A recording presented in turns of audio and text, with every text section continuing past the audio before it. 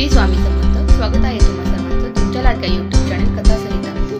आजच्या या व्हिडिओमध्ये आपण अक्षय तृतीयेबद्दलची संपूर्ण माहिती जाणून घेणार आहोत. त्यासाठी आपल्या चॅनलला सबस्क्राईब करा.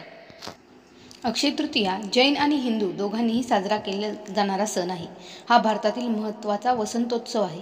हिंदू पंचांगामधील वसंत किंवा वैशाख महिन्याच्या 3ऱ्या चंद्र दिवसावरून त्याचे नाव पडले.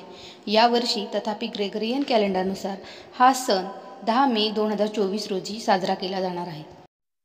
संस्कृतमध्ये अक्षय या शब्दाचा अर्थ कधीही कमी होत नाही असा होतो आणि असा विश्वास आहे की या दिवशी सुरू झालेला कोणताही नवीन प्रकल्प किंवा उपक्रम समृद्धी आणि सौभाग्य देईल.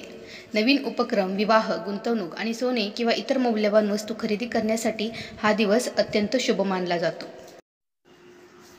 भक्त देवतांना प्रार्थना करून, विधी करून आणि गरजूंना भिक्षा देण्यासारखे धर्मादाय उपक्रम करून हा सण साजरा करतात. या व्यतिरिक्त हा दिवस सोन्याचे दागिने खरेदी करण्यासाठी किंवा सोन्यात गुंतवणूक करण्यासाठी देखील शुभ मानला जातो. जाणून घेऊया मुहूर्त. अक्षय तृतीया पूजेचा मुहूर्त 10 मे रोजी सकाळी 5:33 ते दुपारी 12:18 आहे. तर जर सोने खरेदी करण्यासाठी ही योग्य संधी आहे. खरेदी करण्यासाठी तुम्ही 9 मे रोजी पहाटे 4:17 ते 11 मे रोजी सकाळी 2:50 खरेदी करण्याचा मुहूर्त राहणार आहे. अक्षय तृतीया पूजा विधी. लवकर उठून आणि पवित्र पाण्याने स्नान करून दिवसाची सुरुवात करा. आंघोळ करताना बादलीच्या पाण्यात गंगाजलाचे काही थेंब टाका. शुद्धीकरणानंतर प्रसंगी स्वतःला नवीन पोशाखात सजवा. सूर्यदेवाला अर्घ्य अर्पण करा. हृदयात प्रामाणिकपणे करण्यासाठी एक पवित्र व्रत किंवा संकल्प घ्या. पूजेच्या ठिकाणी आणि पूजा चौकीवर पवित्र पाणी आणि गंगाजल शिंपडा. चौकीला ताज्या पिवळ्या कापडाने झाकून त्यावर गणेश, भगवान विष्णू आणि देवी लक्ष्मीच्या मूर्ती ठेवा. लक्ष्मीची मूर्ती भगवान विष्णूच्या डाव्या बाजूला असल्याची खात्री करा. चौकीच्या उजवीकडे तुपाचा किंवा तेलाचा दिवा लावा. कलश घ्या आणि त्यावर हळद लावा. सिंदूरसह स्वस्तिक तयार करा. कलशात कुंकुम आणि हळद टाकून पाण्याने भरा. आत नाणी आणि आंब्याची पाने ठेवा. नंतर वर एक नारळ ठेवा आणि कलश चौकीवर ठेवा. पूजेला सुरुवात करण्यासाठी गणेशाचे आवाहन करा.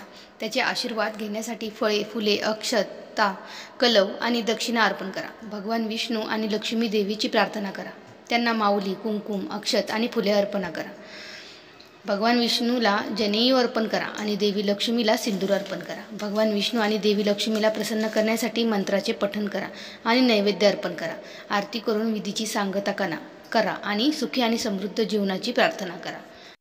यावेळी आपण आपल्या पूर्वजांसाठी देखील प्रार्थना करत असतो. त्यामुळे तुम्ही भगवान विष्णू आणि लक्ष्मी देवीसोबत आपल्या पितरांची देखील पूजा करा. जर तुमच्या भागामध्ये अक्षय तृतीयेच्या दिवशी पितरांची पूजा केली जात असेल तर देवासाठी बनवलेल्या नैवेद्याप्रमाणेच आणखी एक नैवेद्य बनवून तो तुम्ही कावळ्याला खायला घालू शकता. असे मानण्यात येते की या पक्ष्याच्या रूपामध्ये जणू काही आपले पूर्वजच तो प्रसाद खाऊन जातात. व्हिडिओ कसा वाटला ते कमेंट करून नक्की सांगा आणि आपला व्हिडिओ आवडला असल्यास चॅनलला सबस्क्राईब करायला विसरू नका. श्री स्वामी समर्थ.